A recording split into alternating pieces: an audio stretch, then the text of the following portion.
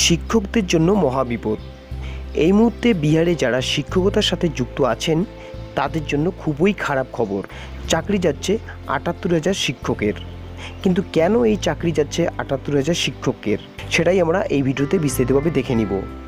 তো চলুন আর কথা না বাড়িয়ে শুরু করি। সাবস্ক্রাইব করুন ইউটিউব ট্রিক্স বাংলা চ্যানেলটিকে চাকরি খবরগুলি সবার আগে পাওয়ার জন্য। এই রাজ্যে চাকরি যাচ্ছে ৭৮,০০০ শিক্ষকের। তো বন্ধুরা, আজকের এই খবরটি কিন্তু প্রকাশিত হয়েছে আজকাল পত্রিকায়। বছরে ৫ কোটি চাকরির প্রতিশ্রুতি দিয়েছিল মোদী সরকার। সে প্রতিশ্রুতির গত ৫ বছরে পূরণ করতে পারেনি তারা।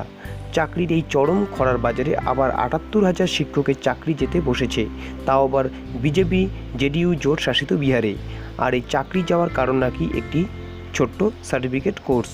ন্যাশনাল ইনস্টিটিউট অব ওপেন স্কুলিংয়ের শিক্ষকদের জন্য জারি হয়েছে নতুন হুলিয়া। ৬ মাসের ডিএলএড ব্রিজ কোর্স না করলে আর শিক্ষকতা করতে দেওয়া হবে না। হিসেব বলছে দেশের প্রায় ৪ লাখ শিক্ষকের ডিএলএড ডিগ্রি নেই। তার মধ্যে ৭৮,০০০ শিক্ষকই বিহারে।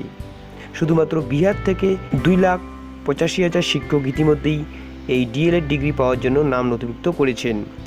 বাকি ২,৭০,০০০ শিক্ষক ডিএলএড ডিগ্রি পেতে সফল হয়েছেন। বাকি ৭৮,০০০ শিক্ষকের এখনও এই ডিগ্রি কোর্স করে উঠতে পারেননি। এরা সকলেই রাজ্যের কোনো না কোনো বেসরকারি এবং বেসরকারি স্কুলের সঙ্গে যুক্ত।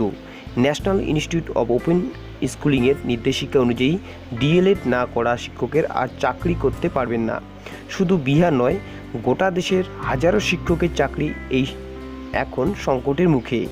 অথচ ২০১৭ সালে এই ডিগ্রি কোর্স প্রথম চালু হয়, সেটা ২০১৯ সালে মার্চ মাস পর্যন্ত চলবে বলে জানানো হয়েছিল।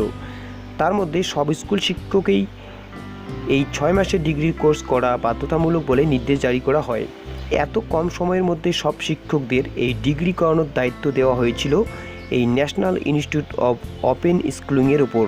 যারা বিএড করেছেন তাদেরও এই ডিগ্রি করা বাধ্যতামূলক বলে জানানো হয়েছে। তো বন্ধুরা, দেখতেই পারলেন এই খারাপ খবরটি শিক্ষকদের জন্য, যে এই ডিএলএড কোর্স যদি না থাকে তাহলে কিন্তু তাদের চাকরি যেতে বসেছে। তো বন্ধুরা, আজকের আপডেটটি এই পর্যন্তই। আপডেটটি ভালো লাগলে অবশ্যই একটা লাইক করবেন। তার সঙ্গে এই চ্যানেলের নতুন নতুন ভিডিও পাওয়ার জন্য অবশ্যই চ্যানেলটিকে সাবস্ক্রাইব করবেন এবং শেয়ার করবেন। তো আজকের মতো এই পর্যন্তই। দেখা হচ্ছে পরের একটা ভিডিওতে। ততক্ষণের জন্য ভালো থাকবেন, সুস্থ থাকবেন।